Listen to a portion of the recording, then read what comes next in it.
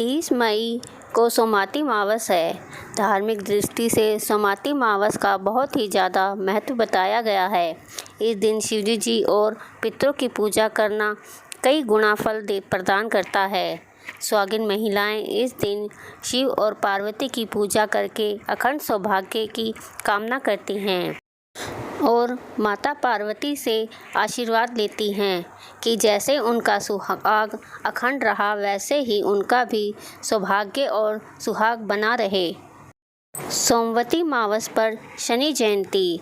इस वर्ष कई वर्षों के बाद ऐसा दुर्लभ संयोग बन रहा है कि सोमाती मावस के दिन अमावस्या तिथि के स्वामी शनि देव की भी जयंती मनाई जाएगी। लेकिन इस बार सोमाती मावस का महत्व यहीं तक नहीं है। इस बार सोमवती मावस के दिन ही सुहाग का व्रत वट सावित्री व्रत भी है और इस पर सोने पर सुहागा यह है कि इस दिन सर्वार्थ सिद्धि योग उपस्थित हो रहा है। साथ ही 30 साल बाद शनि महाराज के दिन जन्मदिन पर अपनी राशि कुंभ में होंगे। तीसरा संयोग सोमाती मावस पर वट सावित्री व्रत। शुभ संयोग के बीच इस साल सोमाती मावस का होना सुहागिन महिलाओं के लिए बहुत ही खास है। इस दिन पीपल और वट वृक्ष की पूजा करना बहुत ही पुण्यदायी माना गया है। जल में दूध, अक्षत, चीनी, फूल और शहद मिलाकर वट सावित्री को देना अत्यंत ही शुभ फलदायी माना गया है। सुहागिनों को इससे सौभाग्य की प्राप्ति होती है और पारिवारिक जीवन में चल रही उलझनों और दूरियों में कमी आती है। सूर्य और चंद्रमा के एक साथ होने से अमावस्या तिथि होती है। इसमें सूर्य और चंद्रमा के बीच का अंतर शून्य हो जाता है। यह तिथि पितरों की तिथि मानी जाती है। इसमें चंद्रमा की शक्ति जल में प्रविष्ट हो जाती है। इस तिथि को राहु और केतु की उपासना विशेष फलदायी होती है। इस दिन दान और उपवास का विशेष महत्व बताया गया है। अब सुनते हैं सोमवती मावस की पौराणिक एवं प्रचलित कथा। एक गरीब ब्राह्मण परिवार था। उस परिवार में पति पत्नी के अलावा एक पुत्री भी थी। वह पुत्री धीरे धीरे बड़ी होने लगी। उस ब्राह्मण की पुत्री सुंदर, संस्कारवान एवं गुणवान थी, किंतु गरीब होने के कारण उसका विवाह नहीं हो पा रहा था। एक दिन उस ब्राह्मण के घर एक साधु महाराज पधारे। वो उस कन्या के स्वभाव से बहुत प्रसन्न हुए। कन्या को लंबी आयु का आशीर्वाद देते हुए साधु ने कहा कि इस कन्या की हथेली में विवाह का योग नहीं है। तब ब्राह्मण दाम्पत्य ने साधु से इसका उपाय पूछा कि कन्या ऐसा क्या करे कि उसके हाथ में विवाह का योग्य बन जाए। साधु ने कुछ देर विचार करने के बाद अपनी अंतर्दृष्टि से ध्यान करके बताया कि कुछ दूरी पर एक गांव में सोना नाम की धोबिन जाति की एक महिला अपने बेटे और बहू के साथ रहती है, जो बहुत ही आचार विचार और संस्कार संपन्न तथा पतिपरायण है। यदि यह कन्या उसकी सेवा करे और महिला इसकी शादी में अपने मांग का सिंदूर लगा दे तो उसके बाद इस कन्या का विवाह हो तो इस कन्या का वैधव्य योग मिट सकता है।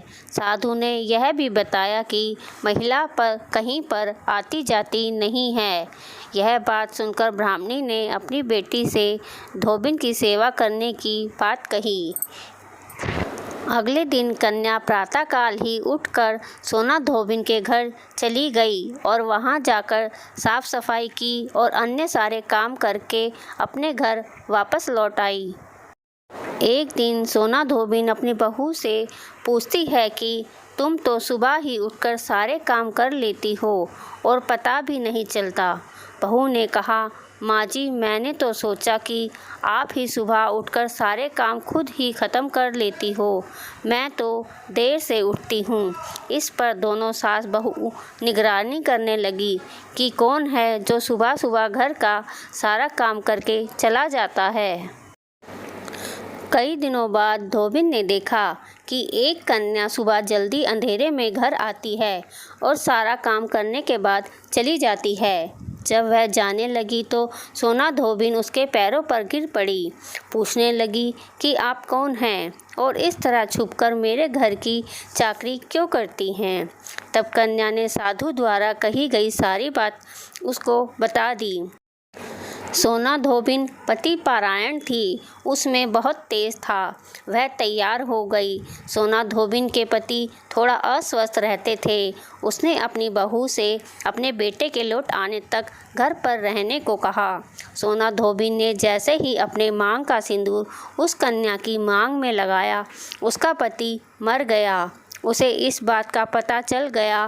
वह घर से निराजल ही चल पड़ी थी, यह सोचकर कि रास्ते में कहीं पीपल का पेड़ मिलेगा तो उसे भंवरी देकर और उसकी परिक्रमा करके ही जल ग्रहण करेगी। उस दिन सोमाती अमावस थी। ब्राह्मण के घर मिले पुए पकवान की जगह उसने ईंट के टुकड़ों से 108 बार भंवरी देकर 108 बार पीपल के पेड़ की परिक्रमा की और उसके बाद जल ग्रहण किया। ऐसा करते ही उसके पति के मुर्दा शरीर में वापस जान आ गई। धोबिन का पति वापस जीवित हो उठा। इसलिए सोमाती अमावस के दिन से शुरू करके जो व्यक्ति हर अमावस्या के दिन भंवरी देता है, उसके सुख और सौभाग्य में वृद्धि होती है। पीपल के पेड़ में सभी देवी देवताओं का वास होता है।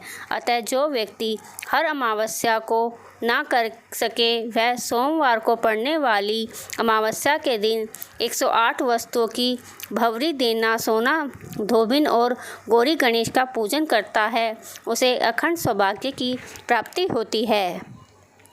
यह बहुत ही प्रचलित परंपरा है कि पहली सोमाती अमावस के दिन धान, पान, हल्दी, सिंदूर और सुपारी की भंवरी दी जाती है। उसके बाद की सोमाती अमावस को अपने सामर्थ्य के हिसाब से फल, मिठाई, सुहाग सामग्री, खाने की सामग्री इत्यादि की भंवरी दी जाती है और फिर भंवरी पर चढ़ाया गया सामान किसी सुपुत्र ब्राह्मण, नंद या भांजे को दिया जाता है।